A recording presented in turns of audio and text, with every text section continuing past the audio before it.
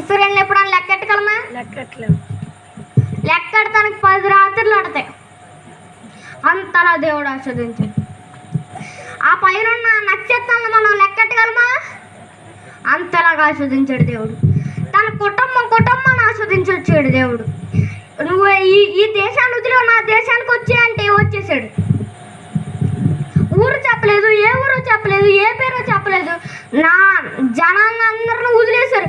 తల్లిదండ్రులు వదిలేశాడు, భర్తను వదిలేశాడు, అందరిని వదిలేసి దేవుడు చెప్పిన ప్రాంతానికి వచ్చేసాడు.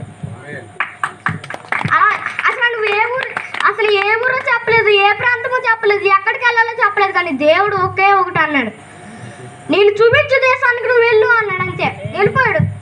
ఏ ఊరో చెప్పలేదు, చాగలో చెప్పలేదు, చెన్నై చెప్పలేదు, మద్దాలు చెప్పలేదు, నువ్వు వెళ్ళు అన్నాడు. అంతే, మొత్తం అంతా తనకున్నాయన్ని సర్దుకుని వెళ్ళిపోయాడు. దేవుడి మాటకి ఎప్పుడు అబ్రహాము ఎప్పుడు ఎదురు చెప్పలేదు. మనమైతే మనకి ఆరోగ్యం బాగోపోతే దూషించేస్తాం దేవుణ్ణి. పట్టుకుని జ్వరం తగ్గెత్తావా, ఈ దేశం తగ్గెత్తావా అని అసలు దేవుడిని అట్టుకుని వదలం. ఒక్క చిన్న జ్వరానికే దూషించేస్తాం. దేవుడు అలాగే ఎక్కడికి వెళ్తున్నామో మనకు చెప్పాడు అనుకో, ఏం చేస్తారు? ఏ ఊరు, ఏ ప్రాంతం, ఎక్కడికి వెళ్ళాలి, అలాగన్ని విషయాలు ఎవరిని అడుగుతాం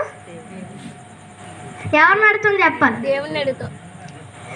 ఏ ఊరు వెళ్ళాలి, ఎక్కడికి వెళ్ళాలి, ఎలాగా, ఏ ఊరు అది, చెన్నై, మద్రాసు, అలాగ అన్నీ అడుగుతాడు. కానీ అబ్రహాం అలాగ అడగలేదంట. దేవుడు చెప్పిన ప్రాంతానికి వెళ్ళిపోయాడంట. మనం అలాగంటామా? ఏ ఊరు, ఏ ప్రాంతం మనమే అడుగుతాం. మరి అబ్రహాము అలాగ అడగచ్చు కదా? లేదు, దేవుడికి నేను ఎదురు చెప్పకూడదు అని ఒక పట్టుదల ఉందండి. మనమైతే అన్నీ ఏ ఊరు, ఏ ప్రాంతం, ఏ రూట్, ఏ దారి, ఒక 3 దారులు ఉన్నాయనుకోండి, ఏది కరెక్ట్ దారి దేవుడిని అడుగుతాం. దేవుడు మధ్యలో 3 దారులు ఎట్టి నీకు తెలిసిన దారికి వెళ్ళంటే ఏం చేస్తాం మనం?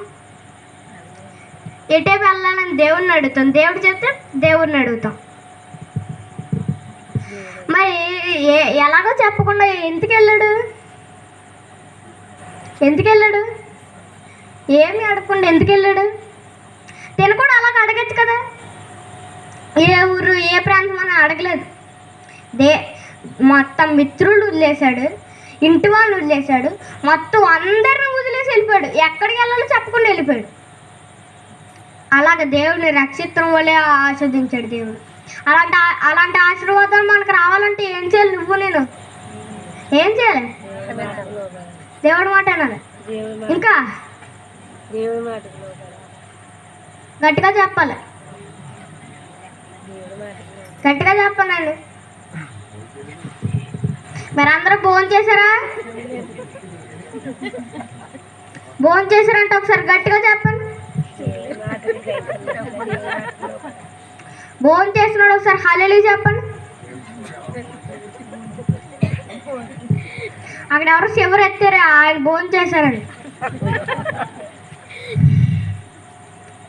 చర్చికి ఎలా రావాలి అన్న విషయం చెప్తాను.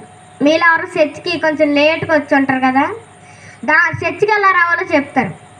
కొంతమంది చర్చికి ఎలాగెళ్తారంటే, చర్చికి వెళ్ళాలంటే ఏం చేస్తారంటే, కొంతమంది చర్చికి వెళ్ళేటప్పుడు తాబేలుకి మళ్తే వస్తారు. ఫాస్ట్గా రామేనా కానీ కుందేళ్ళ పరిగెట్టుకుని ఇంటికి వెళ్ళిపోతారు. ఇంటికాడ ఏముందో మనకు అర్థం అవుతలేదు. ఇంటికాడ చేపల కూర వండేస్తున్నారా, చికెన్ కూర వండేస్తున్నారా? ఆమె అడగండి, అసలు ఎక్కడ ఒక్కరున్నా మనుషులు కనిపిరు. మళ్ళీ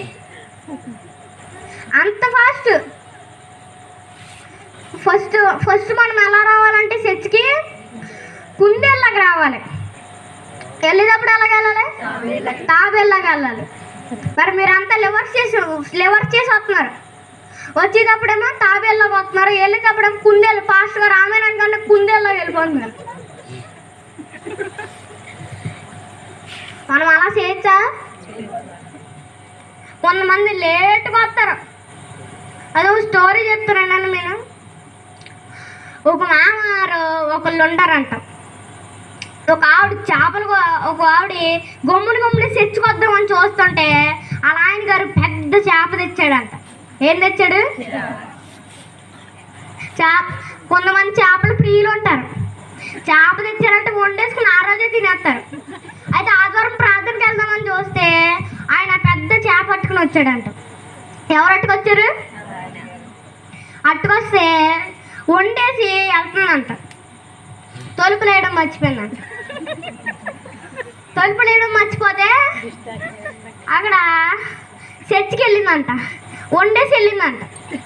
వండేసి వెళ్తే ఒక మామగారు పాపం పాస్ట్ గారు రోజు ఫోర్స్ చేసి అమ్మ చర్చికి రమ్మ చర్చికి రండి అన్న అని పాస్ట్ గారు రోజు ఫోర్స్ చేస్తే ఒక ఆవిడ రోజు చర్చికి వచ్చిందంట. పాస్ట్ గారు అంత బలవంతం చేస్తున్నారు కదా, పాస్ట్ గారు నన్ను ఎంత చెప్తున్నారు కదా అని చర్చికి వచ్చిందంట. చర్చికి వస్తే అక్కడ ఒక కాలు ఇరిగిపోయి ఒక కర్ర ఇచ్చుకుని ఆవిడ వస్తుందంట చర్చికి. వస్తా చర్చిలో కూర్చుంటే ఈవిడేమో ఇంట్లో వచ్చి పడుకుని కలగంటుందంట. చేపల మీద దృష్టి కలగంటుందంట. ఏమోనంటే ఆ చేపల కోసమే కలగంటుందంట. ఆ కళ్ళ కుక్క తలుపు తీసి ఉందంట. కుక్క లోనికి వచ్చిందంట. చేప మొక్క తిందంట. కళ్ళ అప్పుడు పాస్ట్ గారు రేపి ఏంటమ్మ ఇలా పడుకుంటున్నావు ఏంటి అమ్మ లేవు అంటే అయ్యే దర్శనం అంటున్నానండి, దర్శనం చూస్తున్నాను, కళ్ళు దర్శనం చూస్తున్నాను అంటుందంట. ఇక్కడ ఏం చేస్తుంది? దర్శనం చూస్తుందా? చేపలు కూడా చూస్తుందా?